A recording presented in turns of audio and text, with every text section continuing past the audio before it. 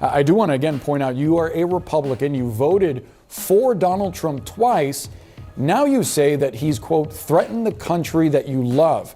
I'm wondering what changed and why you're pursuing this when polling indicates that he's the candidate that most Republicans want. January 6th, when I sat and watched that take place, it literally made me sick to my stomach. And I felt I had to take some action. Wasn't sure what that was going to be. Did a lot of studying on what the 14th Amendment, Amendment 14, Section 3 has to say.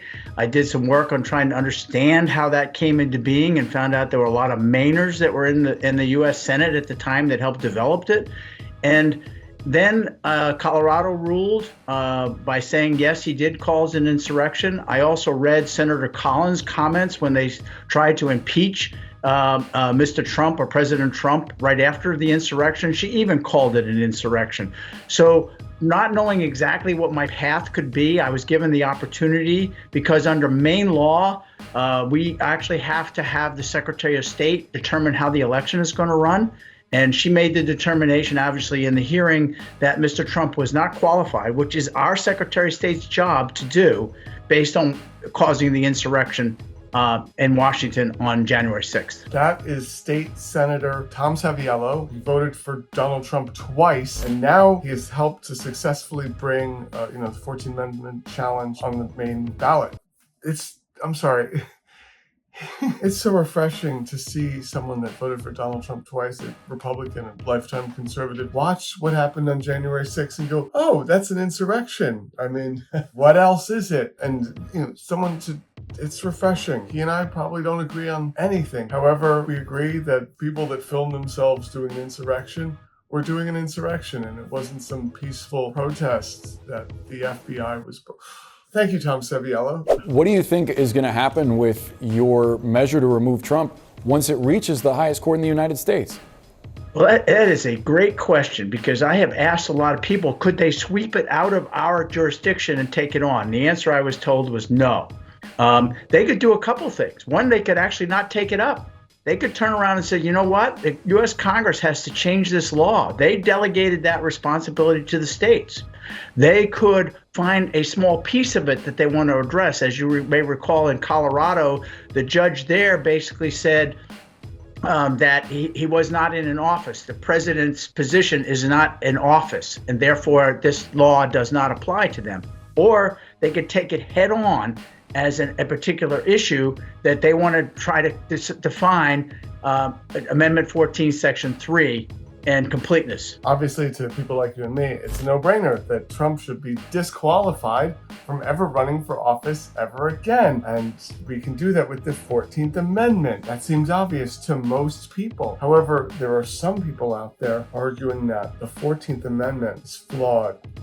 Right, those amendments. Law and order, by the way. So the 14th Amendment, Section 3, has gone from relative constitutional obscurity to the spotlight very quickly. Let's just remind ourselves what it says. No person shall hold any office who shall have engaged in insurrection or rebellion or given aid or comfort to the enemies thereof. Seems fairly straightforward. The problem is it is being interpreted and applied very differently across the map. Let's take a look at the current status quo. These 6 states have rejected challenges, efforts to try to remove Trump from the ballot. Some of them are still being appealed, Arizona and West Virginia.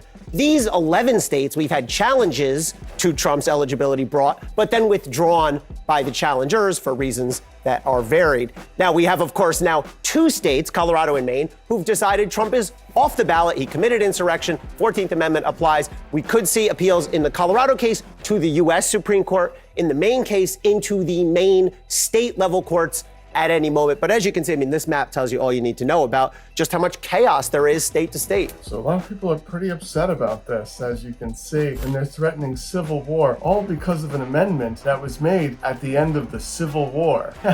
I think it's absolutely crazy that the same people pushing for law and order, freedom and liberty, and we need to get back to the Constitution.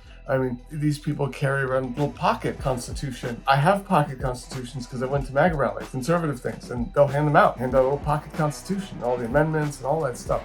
Right on there. They're big on that. That's kind of a thing. It's scriptural. That's the level to which they treat it. There's the Bible.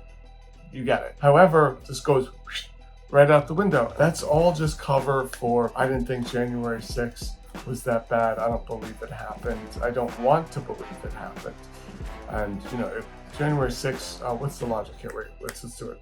Walk with me. So January 6th was a peaceful protest, and there were some agitators there. They were undercover Antifa agitators. The people that got arrested, though, for agitating, being violent, those people were not Antifa, and they weren't FBI. But the people that were agitating were the FBI, and those were Antifa as well, not the people that filmed themselves doing insurrection stuff. It was more largely peaceful. And, the cops just let him in. It's also funny that the DeSantis surrogates basically spelled it out very clearly. They're like, yeah, it doesn't say he needs to be convicted of an insurrection. Nowhere in the amendment doesn't say that at all. It just says he's do insurrection. So, if you don't think January 6th was an insurrection, then yeah, you probably are really upset about this whole 14th Amendment thing. And, oddly enough, these are the same people that scream law and order. Law and order, except when Trump is being prosecuted for anything at all, or held accountable, or called out. But law and order.